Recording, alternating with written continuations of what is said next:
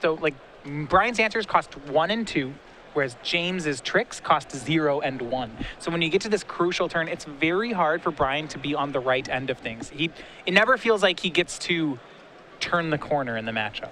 It's very hard to, that's for sure. He's going to start things off with a turn 1 island main phase brainstorm. Something we never see. Huh.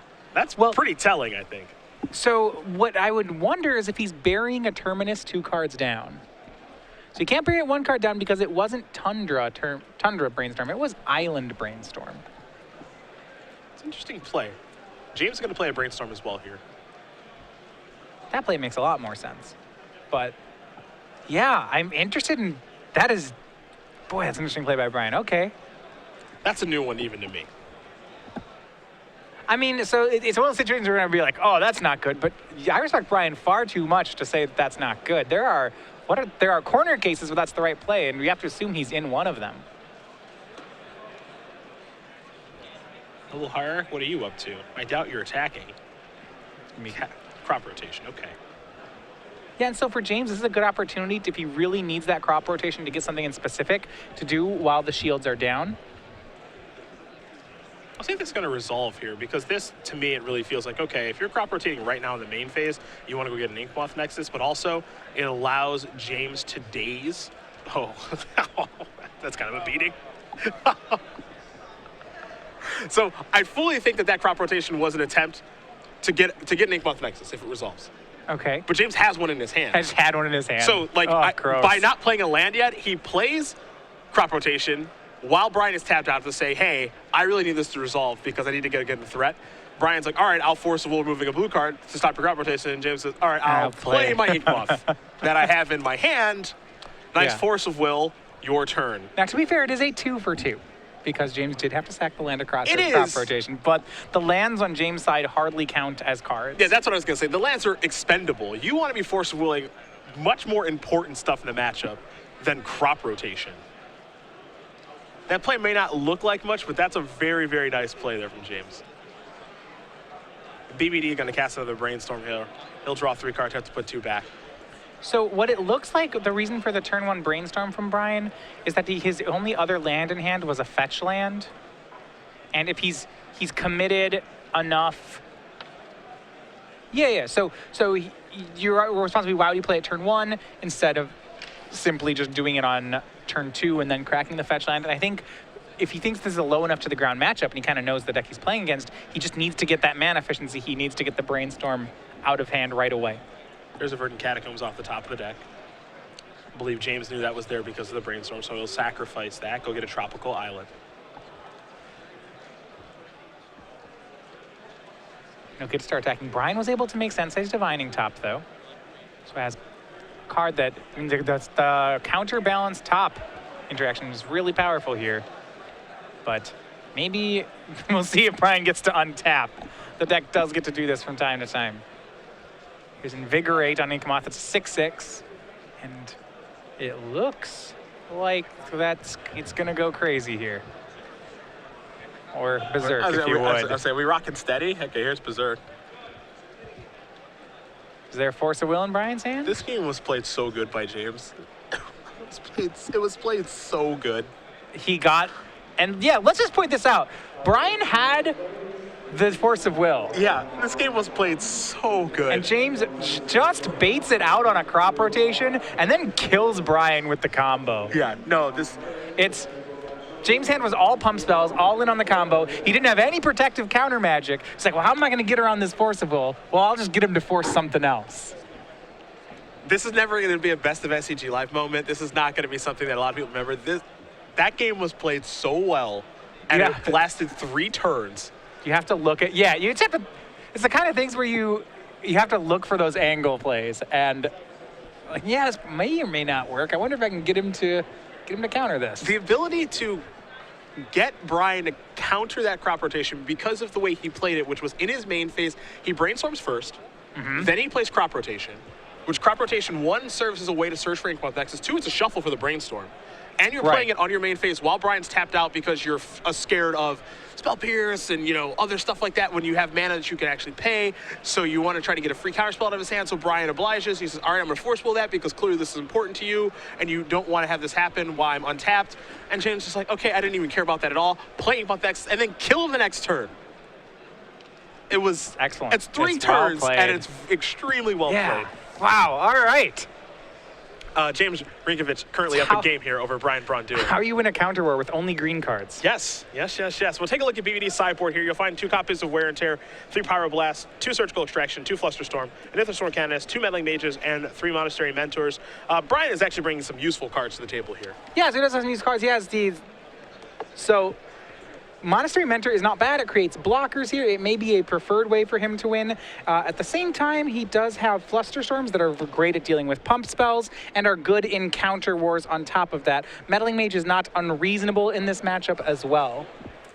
No, I think the options here are actually pretty good for Brian. Meddling Mage being a rather good one. It's a clock. It has relevant text. You like a lot of what's going on there. What's James have in his sideboard? James' sideboard, he has Corrosive Grip, Surgical Extraction, Flusterstorm, Piracy Charm, Submerge, Dismember, Sylvan Safekeeper, the extra Force of Will, Sylvan Library, Nature's Claim, and Pithing Needle. Sylvan Library is pretty decent in this matchup, as the games go more control-oriented, James can afford to pay a lot of life to draw extra cards and get a lot of free looks at cards. Corrosive Grip is not unreasonable if he's worried about sideboard hate cards or perhaps like a counterbalance. So that's going to be a pretty good weapon for him as well. I don't know if he goes so far as to bring in his own copies of Flusterstorm. We'll have to see whether that's his play. He's going to do a little bit of re-sideboarding here. So as these players get ready here for game number 2, we will talk about SCG Game Night, the popular promotion. Thanks to you guys at home for playing in it. We're able to do cool stuff like every week in August. We'll be giving away the monkey along with the tokens and the pins. In September, we'll be doing the Kraken. It's a Kraken, yeah. It's a Kraken, okay. It's not a Kraken or a Dragon. It's a Kraken. It's perfect. We've got a good Kraken token here. And then, of course, as we unveiled a little bit earlier today in October, it is the Hippo. Star City Games did cave into our demands.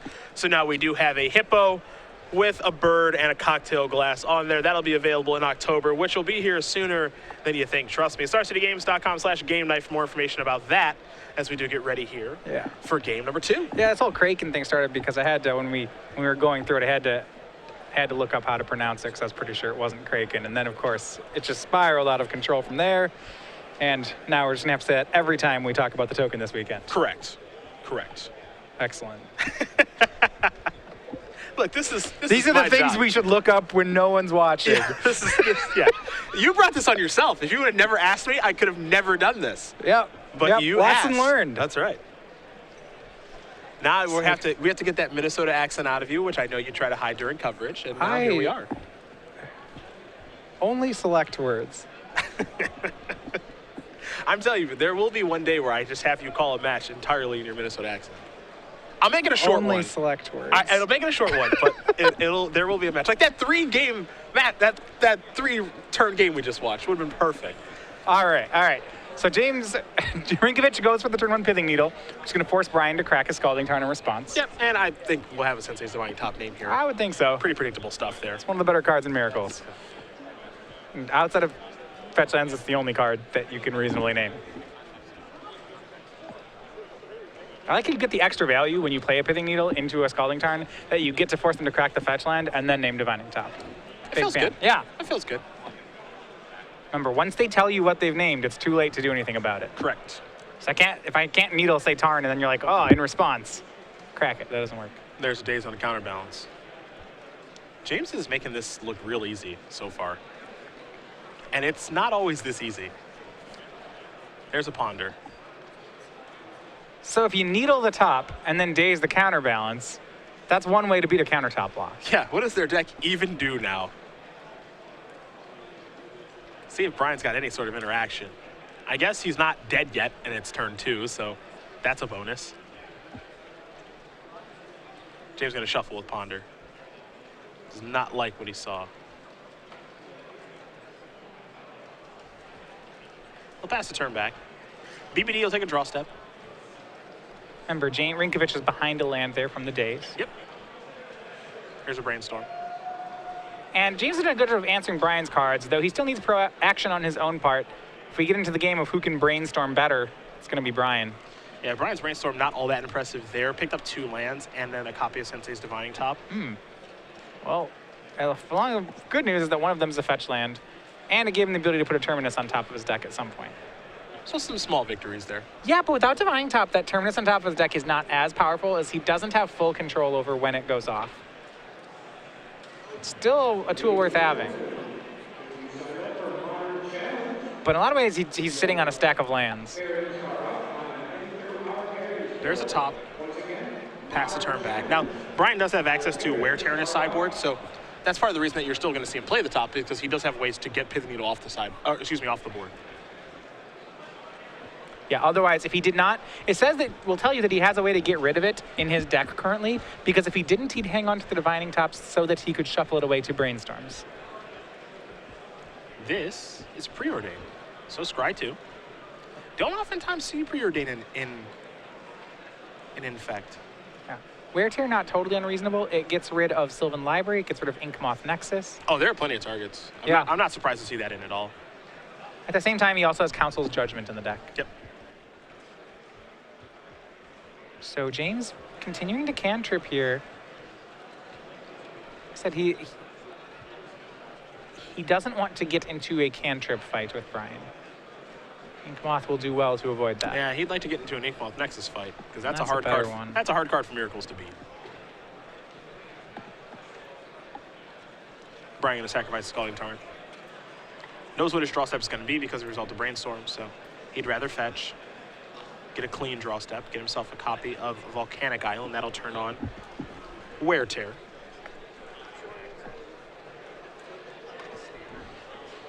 So 3 lands in play for Brian. We'll see what, he has done a good job of preserving his life total, making land drops. Those are great, but we'll see how he wants to press the advantage. He wasn't able to land the counterbalance. He has a second Sensei's Divining Top now in hand. That's not going to be very helpful. He would be looking for something like a Jace at some point, perhaps top decking an Entreat the Angels, or maybe a Monastery Mentor that he could be out of the sideboard.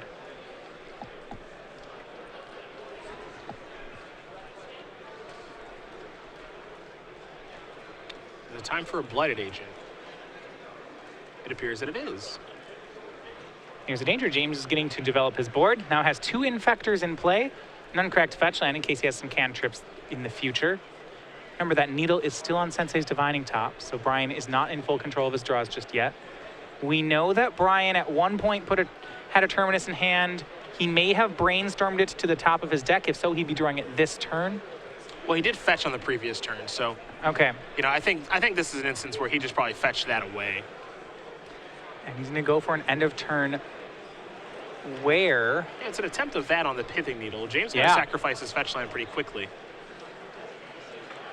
For a forest, so presumably this still works. I'm curious as to what this is. Yeah. I expect him to get a blue mana at first. He's going to Nature's Claim the Sensei's Divining Top. And remember, he's doing this with the Pithing Needle still in play so that Brian cannot tap it to draw a card. Now, advantage is still going to go Brian because, as we know, he has another Sensei's Divining Top in hand. But another heads-up play by James. Yeah. Terminus off the top. Okay. Bye-bye Blighted Agent. Yeah, not the one he put there, but that'll do. Yeah. And now it's top.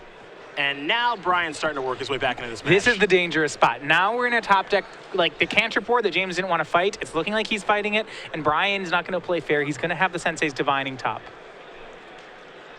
He's going to come in here with Inkmoth, maybe. He does have a Crossing Grip in hand. Yeah. He'll play a land. And I think Public Enemy 1 just has to be Sensei's Divining Top. You can't let Brian start spinning the top with fetch lands in play. That's how this control deck wins the game. It just out top decks you. Yeah, I think you just always have to keep that card off the table. No matter what it takes. And that's exactly what we saw James do. And you see James really recognizing that priority. He could have gotten in some Infect damage with Inkmoth Nexus and then played Blighted Agent, but instead devoted most of his turn just to removing Divining Top. Inkmoth gonna get fired up. Here comes Rynkiewicz.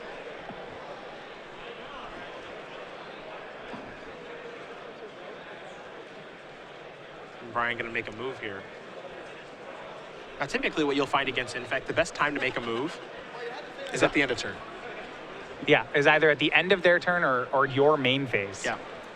And Brian has actually talked about this quite a bit through his writing and through deck texts and different things. Is he oftentimes says the time you want to make a move against this deck is in a turn, so you don't get blown up by Invigorate, by Vines of the Vastwood, all of those ways they can interact with you.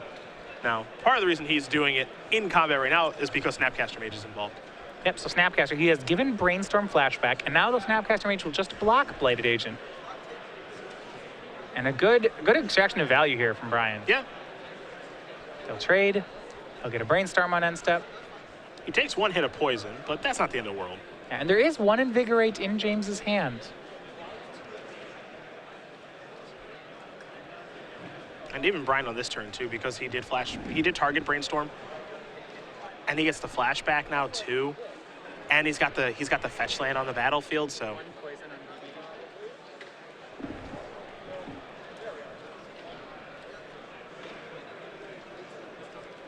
See that, and this is where, you know, the Snapcaster Mage, that is a 2-for-1 for Brian. Yep. A lot of sources of card advantage in the Miracles deck. The question, usually in the matchup, is whether or not he ever has enough control of the board to cash in on that card advantage. But right now, the answer is a tenuous yes. Like, yeah, he got his 2-for-1 there. It cost him a point of damage, a point of infect, and James still has the better board at the moment. So there are some issues to be worked through, but Brian did get the extra card. Here's a Ponder. Brian on the Ponders build of Miracles this weekend. And it looks like a lot of people are really moving that direction. Yeah, it does look like it's becoming the standard. Interesting top deck here. Ponder here from Brian. Pyroblast, Counterbalance, these are all great cards in the matchup. However, they aren't great cards on this board. So maybe they're good enough in conjunction with his hand that he wants to take them anyway. These are the cards he uses to win the game a lot of the time. To win a counter fight, to counter a cantrip, to get a counterbalance down is great. But if he's dead, that's not going to matter.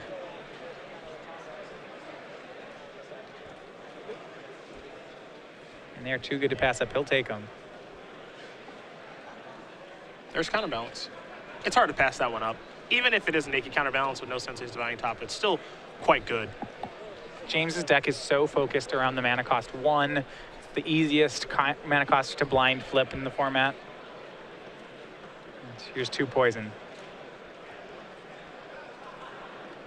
Rynkiewicz will play a copy of Verdant Catacombs. Pass the turn back over to Braun-Duin. Believe the draw there was the Pyroblast? Yep. And Brainstorm the draw here for James. Oh, it was the Wear Tear, actually. That's a better one to blind flip, to be fair. Here is Brainstorm. Yep, there's the Pyroblast. Didn't matter what order you put them in, they were all going to counter the Brainstorm. Yep. Inkmoth is fired up. In we go.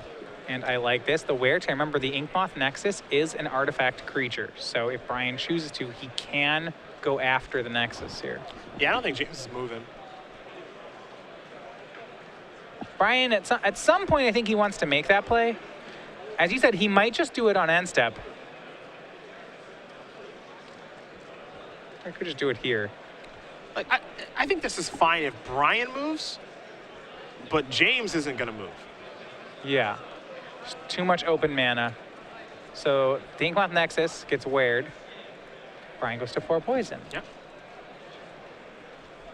Yeah, I'd be a little more. I'd be like a little more aggressive if I were James, if he had a top in play. But if there's no top at this point, and I know my opponent is potentially drawing a Pyroblast, I'm not too scared at this point to make a move. The Source of Plowshares is pretty good on the Glistener Elf. Now things get a little more interesting. Well, what I like that from Brian here is he has the counterbalance in play. He cleared the board. Now that Pyroblast he drew is pretty live, as the Infect deck is slow to recover and it requires a lot of effort on the side of its cantrips. And so the Pyroblast is live again now. Brian at 3 poison and casting a Dig Through Time. And this is his move to win the game right here. If this dig resolves, and I expect it to because of Pyroblast, things are grim for James. The Infect deck is very powerful when it's ahead or even on board, but once it gets behind on the board, the deck's top decks do not look strong. No, not particularly. This is a deck that plays very well from ahead, and it keeps its opponent off balance and also kills him very quickly and also leaves him guessing. Here, Brian, I would say, I don't want to say he's in 100% firm control because he doesn't have Sensei's Divining Top yet, but he's in pretty good control of things right now.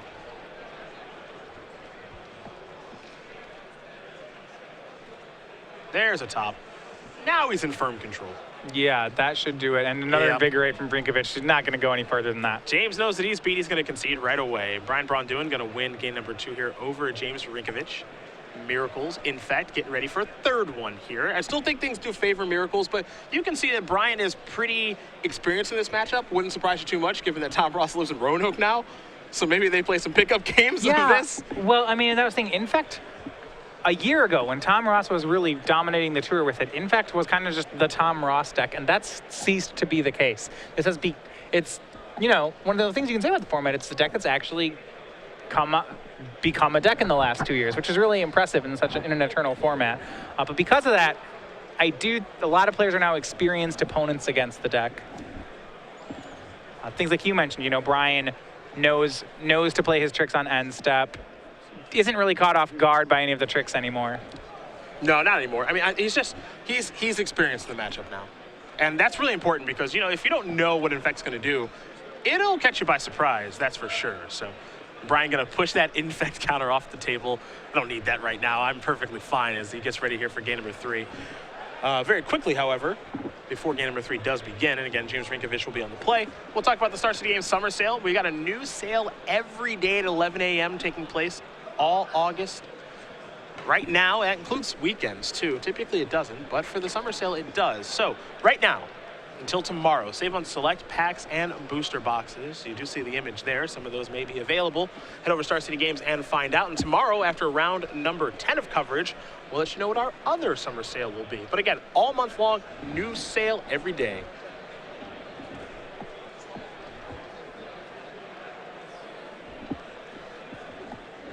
All right, and we are into game 3 here. So James will be back on the play. And we saw before that, you know, I mean, once again, he's a Wasteland Daze deck, which can be very powerful, especially when it gets to be on the play.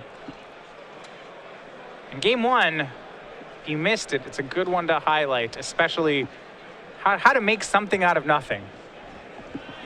James really, if you missed it, getting Brian to burn a Force of Will on a card that didn't matter when all James had was the combo with no protection. That's my best of SCG moment right there. At game 1. It was a beautifully played game and it lasted all of 3 turns. I know it's crazy to think that a game could be played very well over the course of 3 turns, but that's exactly what that was. Oh yeah. That was Exhibit A right there. Here we go. Game number 3. It's a Verdant Catacombs. We'll head back BBD's way. No turn 1 for Rynkiewicz. Either setting up for a turn 2 creature or a cantrip with a fetch open. But for Brian, there's the turn 1 top. Yeah, this is a card that he's got to daze it. Yeah, he has a daze in hand and he's electing not to. All right. That is an aggressive line from Rynkiewicz. Yep. What that would say to me is that he's going for an early kill. So the cop will more than make up for itself in card advantage if this game goes to turn 7. Then it will have been wrong for James to not daze it. So yeah, I don't believe James thinks this game will make it to turn 7. Maybe not even turn 5. If he's not going to daze it. Time for crop rotation, maybe? Yeah? Brian not going to force it. No. Not this time.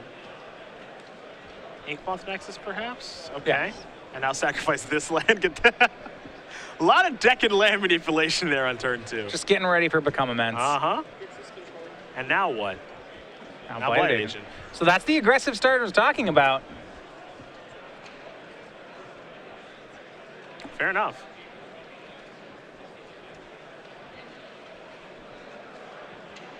A wild turn, but he's got 2 Infectors on the battlefield and 4 cards in the graveyard working towards Become Immense. Also a Pendlehaven in hand, so. A weird explosive turn there. Yeah.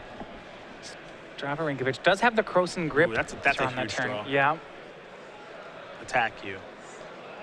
Well, I wonder if he'll go for the pump or, you know, he's sacrificing a lot of damage by not Pendlehavening or Inkmothing here. Is it all just for the Croson Grip, or is Dude, it just I'm killing that top. No, he's going for, all right, pump bladed agent. All right. He'll let Brian have another turn of spinning the top, which he'll do. Hey, that's why I'm in here and James is down there.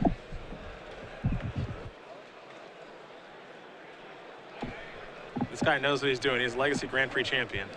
Swords to Plowshares played by Brian, leaving up that mana so it can't be dazed. Now spinning top. Yep.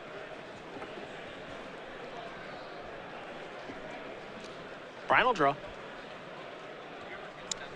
Flooded Strand. Pass the turn back. Rynkiewicz will draw. Our 3 turns gone. Brian just sitting behind a top. This is the game that Miracles wants to be playing. James has to put the game on his own pace. Sylvan Safekeeper the draw. That's my eyes deceive me. Yeah, Sylvan Safekeeper, that's one of in the sideboard. I love it. We're talking about invitational winning cards that see play in Legacy. There you have another one. Yeah, we had Meddling Mage earlier. Now we have this. Yeah, Ole Rod's invitational card. Brian gonna spin that top. Terminus among the cards. And this is interesting to me that how this game has played out, that James has not been more aggressive about getting rid of Divining Top. Glistener Elf the draw. And now Crossing Grip does take it down. He's just doing he's pacing the game in a way we haven't really seen before. It's kind of interesting, actually. Pacing it very slowly. Yeah. Kind of saying, I'm not afraid to go toe-to-toe with you in this kind of longer game. Terminus is going to trade 1 for 1. Yeah, I normally see Infect players shy away from this.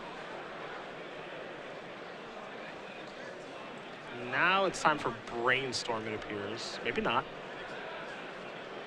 Nope. Well, no real need to brainstorm yet on Brian's side, showing a lot of discipline and patience. Yeah, James will cast Brainstorm, however.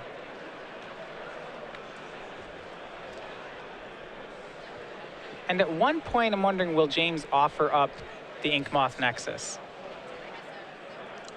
Whew. I'm not convinced we're going to see that happen for a long time. I mean, now it feels a little safer.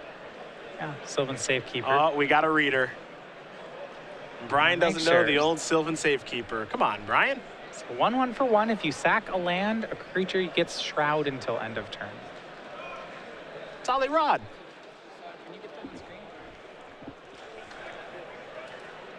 Yeah, only works on your creatures, so you can't. Not that good, but in this matchup, that won't matter. How could someone so small cause so much trouble? BBD gonna sacrifice both of these Flooded Strands, get 2 lands out of his deck. See a Flusterstorm at the front of his hand.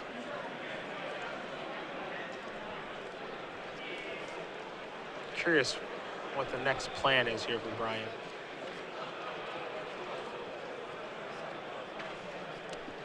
The problem for James right now is he's got these daisies that are kind of stuck. And it's not like he has a lot of lands to work with as far as the Safekeeper is concerned. Yeah, I don't think he can use his lands right now to protect anything. However, it does stop him from flooding out, which is a real danger for the deck. Here's Ponder. I'd be interested in James's situation if he'd be willing to get rid of the tropical island to save. Like, if Brian just swords the Safekeeper right now, just how James would protect it. All 3 of these lands are pretty valuable. Here's Meddling Mage.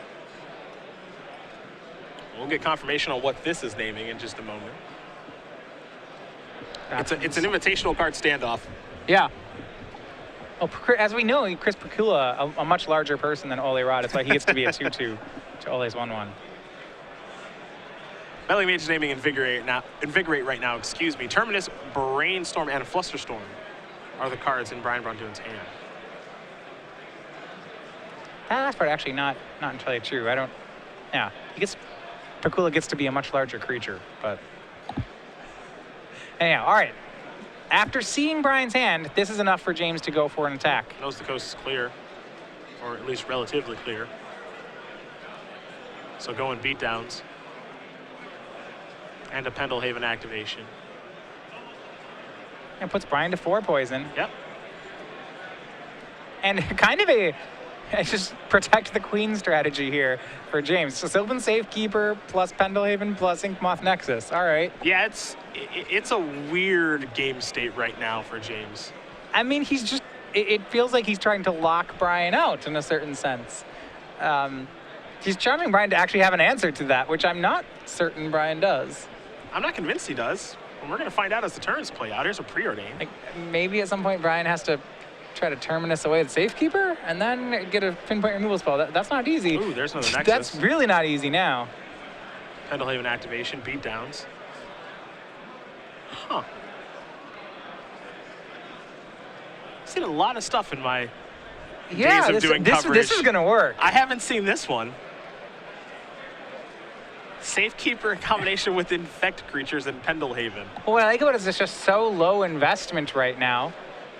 It's a 1-mana creature plus some lands. And so Brian's counterspells aren't any good here. Meddling, he had a Meddling Mage. That doesn't work against this either. Yep. He's actually just leaving Brian without an answer. All right, so here's Brainstorm. So Brian can find an answer. That's not a Terminus. At the very least, he could put a Terminus on top of his deck. Brian found a copy of Wear Tear, but Safekeeper is an answer to that. So he could Terminus in conjunction with Wear Tear. It would have to Terminus away his own Meddling Mage, so that's a win for James. And James has an Inkmoth Nexus left behind. Yeah, so he still would need another answer. It's not perfect by any stretch.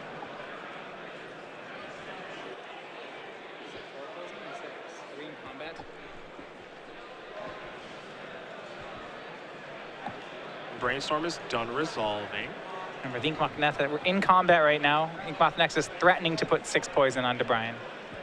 There's Wear Tear, the wear half of the card, of course, going after Inkmoth Nexus. Sack the Pendelhaven, which I thought James was gonna have to do, because the other 2 lands are too important. Yeah, I mean, that's still a win for Brian. Getting rid of the Pendelhaven buys him a lot of turn. Yep. All right. That weird turn is over. We can go back BBD's way. Snapcaster Mage. Brian, that was the draw. That would be helpful. Has swords in his graveyard. That's as good as they will come. Ponder with the draw here for Rynkiewicz. But it's not. Cast it. The Snapcaster is not really card advantage here because the 2/1's not really a card on the board. Yeah, it's pretty medium. Question is, can these Inkmoths carry the day? Yeah, what's weird about this is, like, James wants lands and I think specific cards, and you're not going to be able to get all of those. He's shuffling away with Ponder, so clearly he's looking for something specific.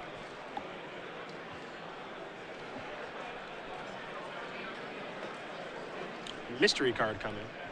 Truck Violence, not bad. 2nd blue mana. He's got 2 Dazes in hand. I'm not convinced he wants to attack in all of this open mana. Well, he might, though, because his game plan this entire game has not been about, can I play around your cards? His game plan has been, your cards don't matter because of Sylvan Safekeeper. So if that's what he believes is the case, I think he'll continue to swing. Now, on Brian's side, he's hoping that James, I mean, he would love it if James were to attack, say, with a Safekeeper, which I don't think will happen. It's not a real source of damage. So if James is just on the plan of, I don't think Brian can answer Safekeeper plus Inkmoths, maybe he just keeps attacking here. You could just double activate some Inkmoth Nexuses and go to town. This turn would only be 1, but...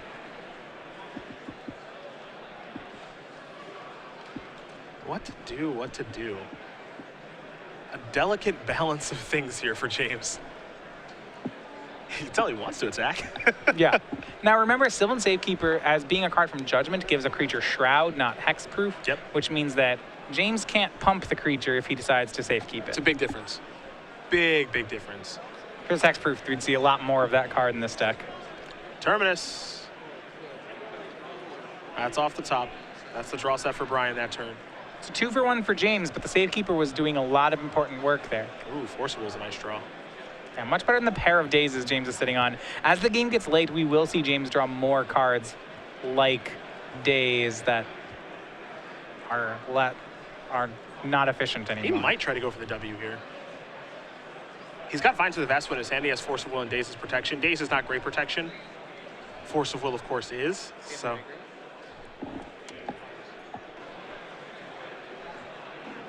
Just going to take one, though.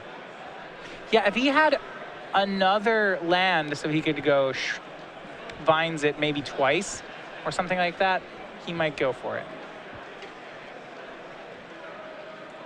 Brian going to play a Brainstorm. All right. Finds another Snapcaster Mage, Counterbalance, and Volcanic Island.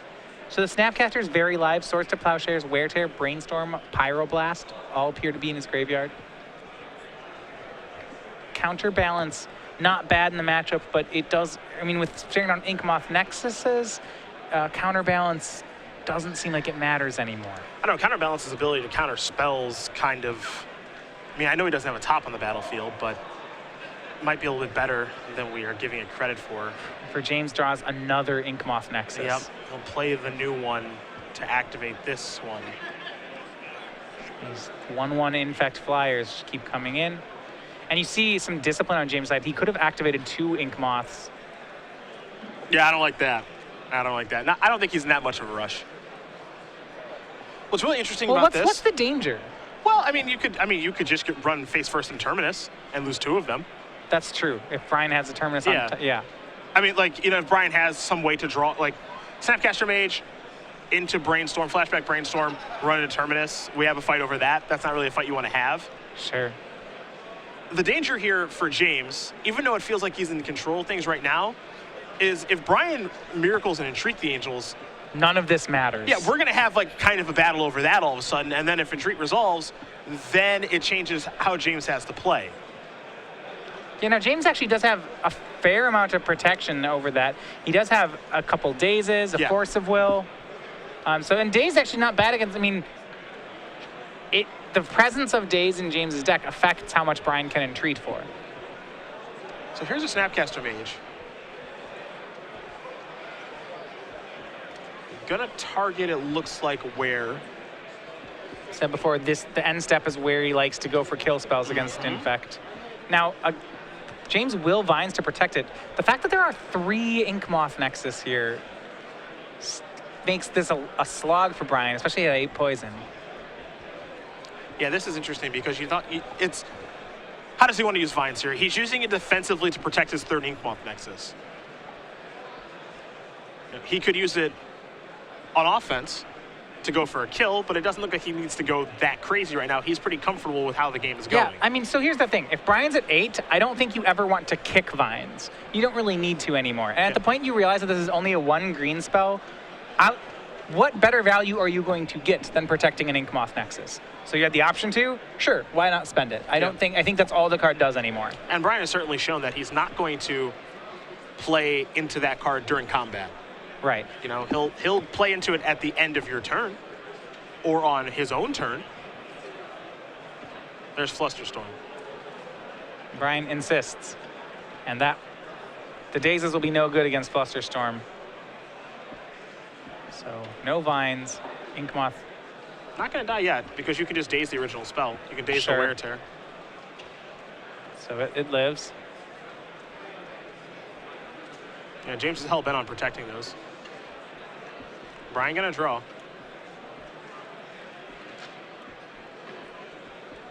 A lot of back and forth between these 2 players this game. Here's Ponder. 8 poison for Brian, 3 Inkmoth Nexus for James. I think a Swords of Plowshares may have been found in this Ponder. That's what he needs. Yeah, I mean, there's certainly a step in the right direction. He needs a lot of them. And to a point, he doesn't have to tread water forever. His 2/1s just get free reign to attack. I mean, that's his win con, his Snapcaster Mages, which may become relevant. At some point, but we're not there yet. Yeah, we're not there. I don't think we're there until Brian has a 2nd one, and then then you start looking at it. Yeah, then you've got a real clock. Yeah. Well, coming in. Rynkiewicz will draw. Invigorate, so now it, boy, it might be over now. Because Brian's at 8, I think James can just free roll trying to invigorate this guy. I think so too. This time we're going to see him fire up 2. So Previously, you've seen him only yeah. fire up 1, but he's presenting lethal now. So Brian kills 1, James will invigorate the other one. Make Brian have 2 removal spells and be able to beat Force of Will. That's a lot of things you have to beat. Yep. And I don't know if Brian can do it. Here's Snapcaster Mage to start. Talked about the second one was very good. Swords. Oh, he's got a Vines too. Geez, yeah, this game's probably over. All right, so Vines protects it. It's going to have Shroud. Well, no, wait. That does mean if Brian swords the other one, James can't use the Invigorate because now it has Shroud. Well, no, so there are 2 Ink Moths attacking. Sure. So if one Vines resolves... Oh, was the Vines kicked? Oh, it was kicked? No, it's just a regular Vines. None of that matters. Sure. It's just a Vines that says it's countering a Swords. So Invigorate's still live. Oh, right. All right, Vines gives Hexproof, Yeah. not Shroud. So yes, Invigorate is still live. He's going to have to swords the Vines one in response. Or he can Swords the other one. It doesn't matter. Well, Vines doesn't give Hexproof per se, but close to, yeah. James can still Invigorate after Vines. Correct. The issue here is that Brian has to have it all. And the person who actually has it all is James right now. He just has to make sure he sequences his things correctly. And only 1 more card in hand, James can't, I don't know if James can lose on anymore unless that card is Flusterstorm. Yeah, so they're going to get the stack set up. Right. So if you're James, I think that's what you're thinking about is, can I play around Flusterstorm here? Because that's, if Brian spells just a single blue counter spell, or a Pyroblast or something like that, this doesn't matter. The Force of Will has it locked up for James. But if it's Flusterstorm, then the 1 blue on Brian's side could, in theory, counter everything. Could counter the Vines, an Invigorate, a Force of Will, all of it. So this is the right way to play it, because now if he Force of Wills the Swords, even if Brian has a Flusterstorm, then the Invigorate would win the game. That's correct, and that's what's going to get the job done here for James Rynkiewicz, who's going to win this match here over Brian Braun-Duin, 2-1. Infect will take care of Miracles in what is typically a good matchup for Infect, and some very, very nice play there from Rynkiewicz to move on to 5-0. Both these players, Grand Prix champions, legacy format, but only one could win, and it was James with Infect. Yeah, congratulations to James Rynkiewicz, up to 5-0 for Brian Braun-Duin. It's his first loss of the tournament, down to 4-1 with Miracles today.